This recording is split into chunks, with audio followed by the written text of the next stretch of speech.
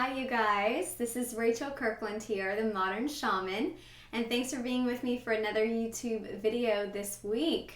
If you're new to the channel, I'm glad that you're here. I would love to invite you to go to my website, which is themodernshaman.net, and find out some info about the services that I offer, anything that's upcoming. It has been a major year, one for the books. And there's a lot of resources that I hope will be helpful to you that are available on the website. Information about my personal sessions, my personal mentorship and training courses, all of my online teaching modules. There are 44 of them there. So here is the question that was sent in for the week. It says, "Hi Rachel, I have another YouTube question." Oh yeah, you can send in as many as you want. This is someone who sent in a few over the years. It says, "Do you believe that pride and ego can be good things to embrace at times? We always view these emotions in a negative light, but I was curious if that could be useful at times." Great question, pride and ego, and if they have reason to be embraced in particular times. Okay, where do I want to start? I'm like, all right, there's a lot of directions I could go with this, and I feel like every time we talk about topics like this, I have a desire to define the language that we're using, because especially terms like pride and ego have been utilized throughout religious texts, various dogmas, psychology, in various kind of avenues that seek to understand the soul, the spirit, and our integration of consciousness into our human experience. So let's start with that, with definitions, and at least agreeing or laying plain for all to see that this is the way that I'm viewing this definition of these terms. And then we can go into more specifically answering your question of if they should be embraced at times. So first, let's talk about pride. Pride a lot of times has a negative connotation to it because of its use within various religions and those texts that specifically state that pride is kind of the downfall of man, or this idea of arrogance that's associated with pride. Now, if we just look at pride as a sense of feeling proud, feeling the elated emotional response to having accomplished something or having witnessed an accomplishment in another, and pride as that welling up or springing forth like a fountain of energy inside of you that makes you feel an attachment to whatever it is that's being experienced, and to take ownership or a sense of gratitude or thankfulness or accomplishment in whatever is being seen or done. Now, in this definition, pride doesn't have any sense of negativity to it. It's simply the ownership or awareness of an emotion that is inclusive of something that has been accomplished, that has been worked out or finished or come to finality or come to a sense of expression that we view and identify, and it gives us an emotional response of pride. This can be within ourselves, like I said, or this can be for another, right? This does not have to do with anyone else in terms of projecting it on another or stating it for another. This is just your own emotional response. And when it's in that state or defined in that way, it's incredibly positive. It's a powerful emotion of taking a sense of accomplishment and a job well done. If we do not do that, in fact, if we negate or neuter the energy of an accomplishment, of feeling resolve or finality to something that has been progressive and has been a part of an evolutionary process for us, if we don't let ourselves feel the looking back and the celebration of what has been accomplished and done, then we cut off the energy that feels like it completes the cycle. And it keeps us in this hamster wheel of needing to keep trying, because we never have a sense of completion or finality. And in that way, the emotion of pride is incredibly important, in fact, pivotal, for us to finish karmic cycles, to recognize where, in fact, we've had a sense of accomplishment, we have gained wisdom, and we have grown from that journey, grown from that process, grown from that hardship. It is a takeaway emotional response that gets rid of a lot of the difficulty that may have had to, been gone through to get to the point where we are finished with that sense of cycle that we were in, or journey that we were on. So it's really important to be able to give ourselves a sense of pride in the accomplishments that we have succeeded in, even to address it as a sense of success. When we negate that, or we downplay that, or we don't take any sort of energetic ownership for the work that we've been doing, and again, it doesn't have to do with anyone else. You're not comparing yourself to anyone else. You're not putting anybody else down. You're not saying, I'm better than you. This is all an internal response to something that you have been working towards, or finishing up, or a goal, or again, like I said, a karmic cycle, a lesson that you have learned. It's all within you. And in that space, you're simply recognizing the work and the effort that has been done. This is an honoring. This is a level of respect. And this is a completion of a cycle. And in that way, like I said, it is a very important emotion that we need to recognize and give a sense of accomplishment and honor and respect towards ourselves, or the part of the journey that brought us to where we are, so that we cannot repeat the same patterns and the same cycles, but instead experience that emotion and that energetic sensation of completion and resolve in all that we've been doing, in order to move on to something that is more, that is our next step in our journey. I will say the negative connotation there that I spoke about at the beginning is mostly because of when pride is used as a sense of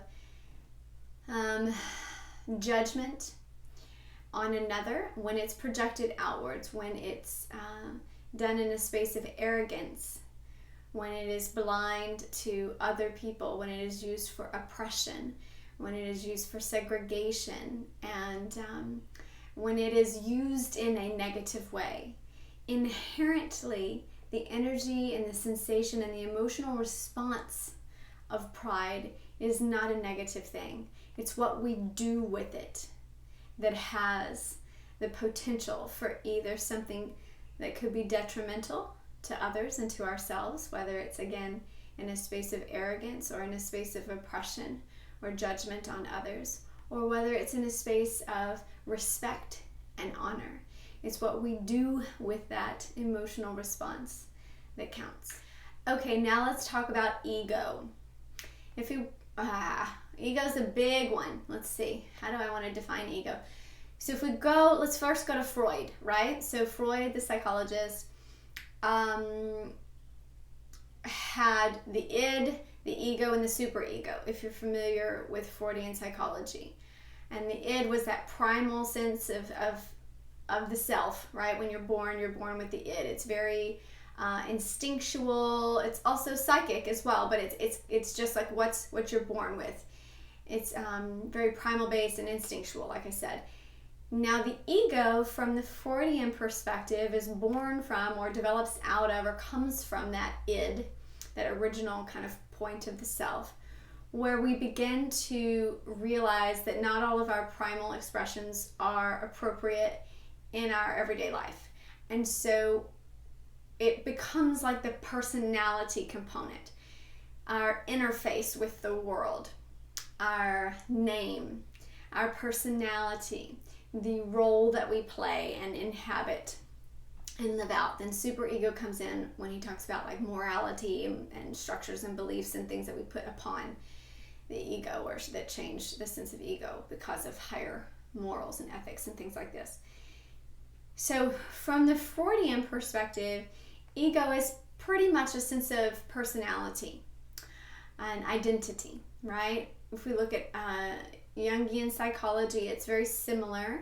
There's a lot of subconscious aspects to that. They kind of bubble up through the personality and the ego tries to assimilate a sense of identity and solidify, like, this is me. But it is just an identity, right? Now, when we go into a lot of New Age, it's not even New Age community, like we go into Buddhist philosophy and Buddhist perspective, they view the ego as something to transcend. It is the non-real self. It is the aspect of the self that is a projection, right? That is almost like our plastic self. And this identity is seen as not the true identity, not the eternal self, the higher self, the isness within, and therefore should be transcended. We shouldn't stay in that level of existence. That's a very material, or 3D. If we go into the New Age community, they may say 3D versus 5D. The 3D being a very ego-based experience that is very material and physical in its interactions and needs of us, and the way that we interact and play in this way. And then when we transcend, we move higher dimensionally through into the fifth dimension, or density, if you study the law of one and any of the raw materials. There's a lot of different ways that we could talk about this. All that being said, if we can agree that ego in itself is mainly associated with the personality or the physical expression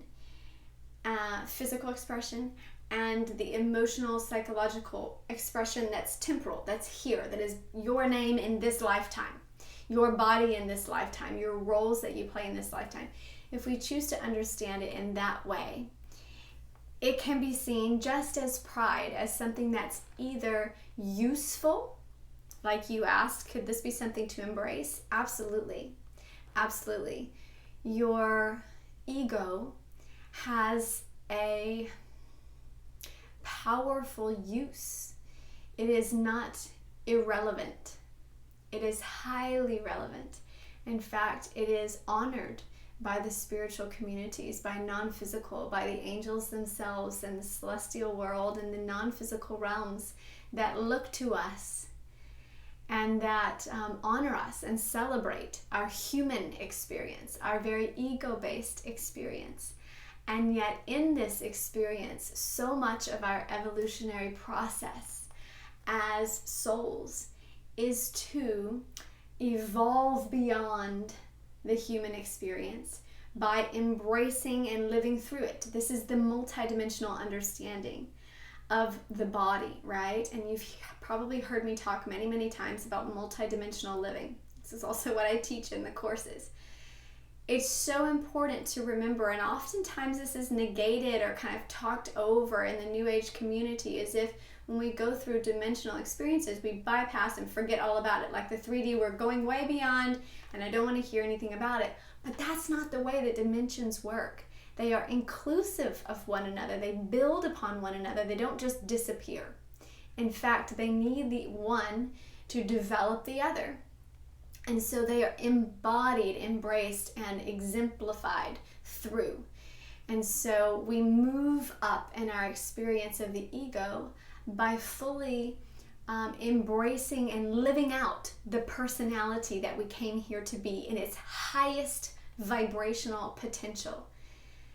In whatever ways that we can be the best expression of Rachel, beyond just our personal experience, into the collective embodiment of considering all, our purpose for all, of looking in a broader sense for humanity and using who we are, using the capabilities of personality and emotion and consciousness and our unconscious as well as our conscious, and evolving all of those things through this ascension path. It's incredibly useful and valuable and should not be thrown out like the baby with the bathwater. Instead, it should be honored and seen as a useful tool to grow. This is what leaders do by using their voice, by using their talents that by all means may transcend the physical, but in some ways came from it, are inclusive of it. You look at athletes that now have a sense of voice and passion to share their true sense of heart for why they're doing what they're doing, or their sense of their cause. And so many people living out just a what would seem as a very 3D or ego-based life are living it out in a way that is aligned with a higher purpose.